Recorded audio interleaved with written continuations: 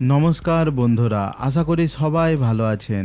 আজ আমরা এমন একটি বিষয় নিয়ে আলোচনা করব যা শুনলে হয়তো আপনার মনে হতে পারে এটি আমাদের থেকে অনেক দূরের কোনো ঘটনা, কিন্তু বিশ্বাস করুন, যদি পৃথিবীর মানচিত্র থেকে এই একটি ছোট্ট জলপথ হারিয়ে যায়, তবে কাল সকালের বাজার থেকে শুরু করে আপনার গাড়ির জ্বালানি, রান্নার জ্বালানি, এমনকি অফিসের বিদ্যুতের বিল, সব কিছুর দাম আকাশ ছোঁয়া হয়ে যাবে। আমরা কথা বলছি পারস্য উপসাগর এবং তার হৃৎপিণ্ড হরমুজ প্রণালী নিয়ে। কেন 12ই মার্চ 2026-এর একটি হামলার পর থেকে পুরো বিশ্বের বড় বড় পরাশক্তিগুলোর বুক কাঁপা শুরু হয়েছে। আজ আমরা ডিকোড করব বা বিশ্লেষণ করব কেন এই অঞ্চলটি বিশ্বের অর্থনীতি এবং রাজনীতির একমাত্র নিয়ন্ত্রক। বন্ধুরা, মানচিত্রের দিকে তাকালে দেখবেন একদিকে ইরান আর অন্যদিকে সৌদি আরব, সংযুক্ত আরব আমিরাত ও কাতার। ঠিক এদের মাঝখানে শান্ত হয়ে বসে আছে পারস্য উপসাগর। সমুদ্রের গভীরতা এখানে খুব বেশি নয়, গড়ে মাত্র 50 মিটার। কিন্তু এই শান্ত জলের নিচেই লুকিয়ে আছে পৃথিবীর সবচেয়ে বড় জ্বালানি ভাণ্ডার। আর এই পারস্য উপসাগরের মুখে বসানো একটি প্রাকৃতিক তালা বা চোক পয়েন্ট, এর নামই হলো হরমুজ প্রণালী। এই জলপথটি এতটাই সরু যে বিশাল সব তেলবাহী ট্যাঙ্কারগুলোকে অত্যন্ত নিখুঁতভাবে এর ভেতর দিয়ে চলাচল করতে হয়, অনেকটা একটি সরু গলি দিয়ে শত শত বড় ট্রাক পার হওয়ার মতো। ভাবুন তো, যদি কোনোভাবে এই সরু গলিটি বা এই পথটি বন্ধ হয়ে যায়, তবে পুরো বিশ্বের ট্রাফিক জ্যাম লেগে যাবে, যার পরিণাম হতে পারে ভয়াবহ এক অর্থনৈতিক মন্দা। এখন প্রশ্ন হলো, কেন সারা বিশ্বের নজর এই অঞ্চলেই?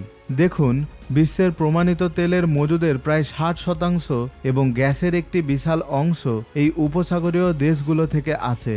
প্রতিদিন প্রায় 20 মিলিয়ন ব্যারেল তেল এই হরমুজ প্রণালী পার হয়ে বিশ্বের বিভিন্ন প্রান্তে পৌঁছায়। এটি বিশ্বব্যাপী সামুদ্রিক তেলের বাণিজ্যের প্রায় 30%। অর্থাৎ আপনি যদি সকালে আপনার বাইক বা গাড়ি স্টার্ট দেন অথবা কোনো কারখানায় বিদ্যুৎ ব্যবহার করেন, তবে মনে রাখবেন সেই শক্তির একটা বড় অংশ কিন্তু এই হরমুজ প্রণালী হয়েই আপনার কাছে পৌঁছেছে। যদি কোনো কারণে এই সরু পথ বন্ধ হয়, তবে বিশ্ববাজারে তেলের দাম $200 প্রতি ব্যারেল ছাড়িয়ে যেতে পারে। আর এর মানে হলো গোটা পৃথিবীতে মুদ্রাস্ফীতি, বেকারত্ব আর অর্থনৈতিক ধস।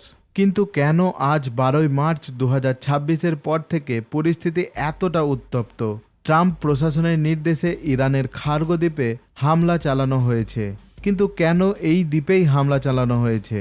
কারণ ইরান তার 90% তেল এখান থেকেই রপ্তানি করে। ইরানও পাল্টা হুমকি দিয়েছে, যদি তাদের জ্বালানি অবকাঠামো আক্রান্ত হয়, তবে তারা গালফ অঞ্চলের মিত্র দেশগুলোর শোধনাগার এবং ডিস্যালিনেশন প্ল্যান্ট বা জল শোধনাগার উড়িয়ে দেবে। এই যে মিউচুয়ালি অ্যাসিওর্ড ডিস্ট্রাকশন বা পারস্পরিক ধ্বংসের খেলা, এটাই আজকের উত্তেজনার মূল কারণ। তবে এখন একটা প্রশ্ন আপনার মনে আসতেই পারে, আমেরিকা এখানে কেন?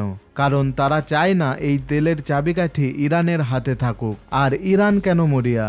কারণ ইরান ভালো মতোই জানে তাদের তেলই তাদের টিকে থাকার একমাত্র অস্ত্র।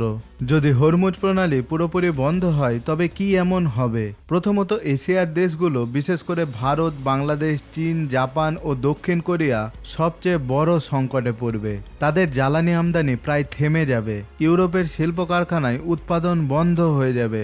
সারা বিশ্বের শেয়ার বাজার ধসে পড়বে। মনে রাখবেন, যুদ্ধের ক্ষতি শুধু সামরিক ক্ষতিই হয় না, যুদ্ধের ক্ষতির প্রভাব পড়ে আমার আপনার পকেটে। তেলের দাম বাড়লে সব কিছুরই দাম বাড়ে, শাকসবজি থেকে শুরু করে চাল ডাল পর্যন্ত সব কিছুরই। অর্থাৎ এটি কেবল পারস্য উপসাগরেরই যুদ্ধ নয়, এটি আমার আপনার দৈনন্দিন জীবনেরও যুদ্ধ। বন্ধুরা, হরমুজ প্রণালী কেবল একটি ভৌগোলিক রেখা নয়, এটি একটি লাইফ লাইন।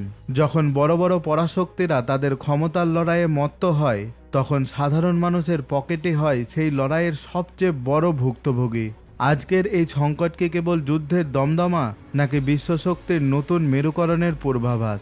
পারস্য উপসাগর এখন আর কেবল মানচিত্রের কোনো ভৌগোলিক বিন্দু নয়, এটি আজ বিশ্ব রাজনীতির দাবার বোর্ড, যেখানে প্রতিটি চালের গুরুত্ব অপরিসীম। তবে সবশেষে বলা যায়, ট্রাম্পের এই কৌশল কি ইরানকে আলোচনার টেবিলে বসাবে, নাকি এই অঞ্চলটি স্থায়ী যুদ্ধের আগুনে পুড়ে ছাই হবে? আপনাদের কি মনে হয়? আজকের এই তথ্যবহুল আলোচনাটি কেমন লাগলো কমেন্টে অবশ্যই আপনাদের মতামত জানাবেন। আর হ্যাঁ, ভিডিওটি তথ্যবহুল মনে হলে একটি লাইক করে শেয়ার করতে ভুলবেন না, যাতে আপনার বন্ধুরাও বুঝতে পারে কেন এই অঞ্চলটি আমাদের সবার জন্য গুরুত্বপূর্ণ। আজকের মতো এই পর্যন্তই, দেখা হবে পরবর্তী ভিডিওতে। ততক্ষণ ভালো থাকবেন, সুস্থ থাকবেন আর সকলকে ভালো রাখার চেষ্টা করবেন।